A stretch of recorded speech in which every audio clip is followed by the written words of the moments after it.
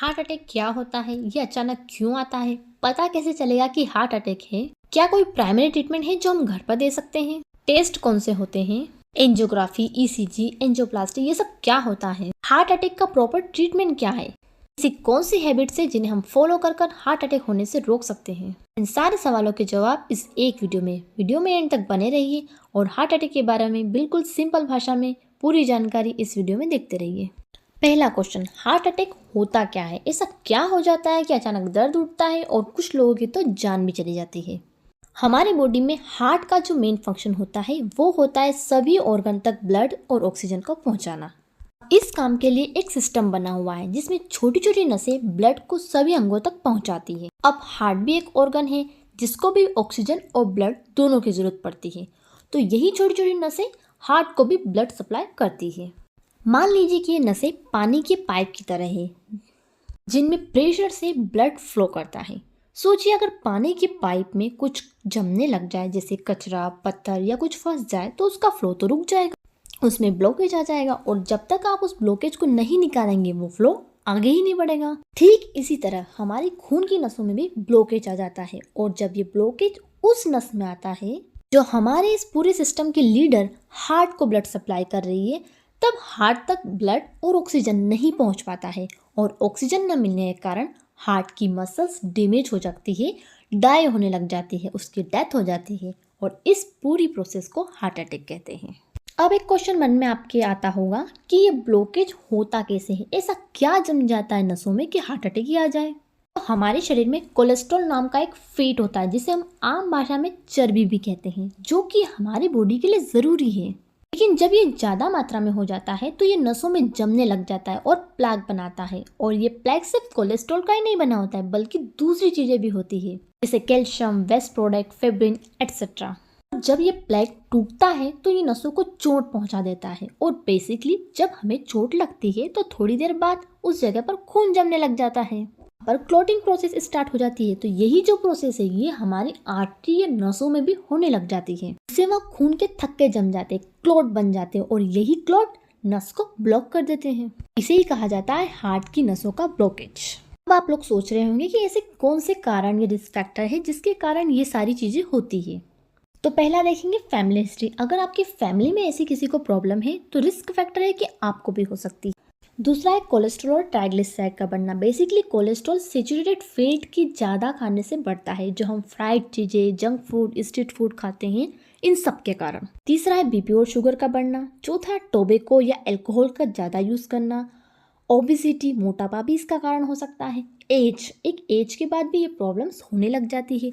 कुछ metabolic syndromes होते हैं, उनके कारण भी ये चीज़ हो जाती है। अब आता है कि इसके लक्षण क्या होते हैं। जैसा कि आपने टीवी सीरियल्स और मूवी में देखा होगा, अचानक से सीने में दर्द उठता है, सांस लेने में तकलीफ होती है, पसीना आता है और कभी कभी तो दर्द पीठ की तरफ और हाथ की तरफ भी होने लग जाता है और पर्सन को चक्कर आते हैं और वो गिर जाता है। यही हार्ट अटैक के लक्षण होते हैं। एक क्वेश्चन आता है कि क्या हमें प्राइमरी ट्रीटमेंट देना चाहिए घर पर। तो वैसे तो हार्ट अटैक जैसी कंडीशन में आप जितना जल्दी पॉसिबल हो सके पेशेंट को हॉस्पिटल भेज दीजिए, लेकिन अगर पेशेंट को पहले भी कभी हार्ट अटैक आया है प्लस हॉस्पिटल ले जाने में 20 से 30 मिनट तक का समय लग सकता है, तो इस बीच आप एस्प्रिन की एक टैबलेट दे सकते हैं। ये टैबलेट नसों में जो ब्लड क्लॉट हुआ है उससे ज़्यादा बढ़ने से रोकेगी, तो कहीं ना कहीं ये फ़ायदा करेगी। इमीडिएटली आप ये टैबलेट देकर थोड़ा सिचुएशन को बिगड़ने से रोक सकते हैं और हॉस्पिटल तो आपको ले जाना ही है। अब क्वेश्चन आता है कि क्या डायग्नोस्टिक टेस्ट होते हैं, ऐसी कौन कौन सी जांचें होती हैं जो ये कंफर्म कर देती है कि ये हार्ट अटैक था या हार्ट अटैक ही थे। पहला वेरी कॉमन ईसीजी। ईसीजी में आपकी छाती, हाथ और पैर पर इलेक्ट्रोड लगाए जाते हैं। Electric signals, electric activity heart की रिकॉर्ड की जाती है और ये देखा जाता है कि ये हार्ट अटैक है और पहले भी कभी हार्ट अटैक आया तो नहीं है। दूसरा ब्लड टेस्ट। खून की जांच से भी हम ये पता लगा सकते हैं कि हार्ट अटैक है। हार्ट अटैक जब आता है तो जो हार्ट की जो मसल्स होती है वो डाई होने लग जाती है और उनसे ट्रोपोनिन नाम का एक प्रोटीन होता है वो लीक होता है। तो जब ये ब्लड टेस्ट में ट्रोपोनिन पाया जाता है तो ये कंफर्मेशन है कि हार्ट अटैक है। दूसरा एक हार्मोन्स टेस्ट भी होता है जिसे पीएनपी कहा जाता है। अगर ये भी आपके ब्लड टेस्ट में आता है तो ये कंफर्मेशन है कि हार्ट अटैक है। तीसरा एक्सरे। एक्सरे में हम हार्ट की साइज को नोटिस करते हैं। अगर उसकी साइज में कुछ वेरिएशन आता है तो भी ये सिग्नल दे देता है कि हार्ट अटैक है। चौथा एंजियोग्राफी। एंजियोग्राफी में हाथ की नस में एक छोटा सा वायर डाला जाता है और देखा जाता है कि ब्लॉकेज कहाँ है, कितना है। पांचवा, इकोकार्डियोग्राफी। ये एक तरह का अल्ट्रासाउंड या सोनोग्राफी होता है जिसमें भी यही कंडीशन देखी जाती है कि हार्ट का ब्लॉकेज कहाँ है, कितना परसेंट है, ये सब सारी चीज़ें। और छठा अगर देखा जाए तो सीटी स्कैन और एमआरआई, जो कि एडवांस लेवल पे होती है। अलग अलग एंगल से इमेजेस लिए जाते हैं और हार्ट की जो पोजीशन है, कंडीशन है, उसे देखा जाता है। अब आता है ट्रीटमेंट। अब ट्रीटमेंट डिपेंड करता है कि ब्लॉकेज कितना है, कहाँ है, कितने परसेंट हार्ट डैमेज हुआ है। दो तरह का ट्रीटमेंट हो सकता है। एक होता है क्लॉट डिसॉल्विंग ड्रग्स, यानी कि दवाइयों और इंजेक्शन के द्वारा जो क्लॉट हुआ है, जो ब्लॉकेज हुआ है, उसे डिसॉल्व करने की कोशिश की जाती है ताकि फिर से ब्लड फ्लो स्टार्ट हो जाए और हार्ट को प्रॉपर ऑक्सीजन और ब्लड सप्लाई हो सके। और दूसरा होता है सर्जरी। सर्जरी में भी दो चीज़ों के नाम आपने सुने होंगे, एंजियोप्लास्टी और बाईपास।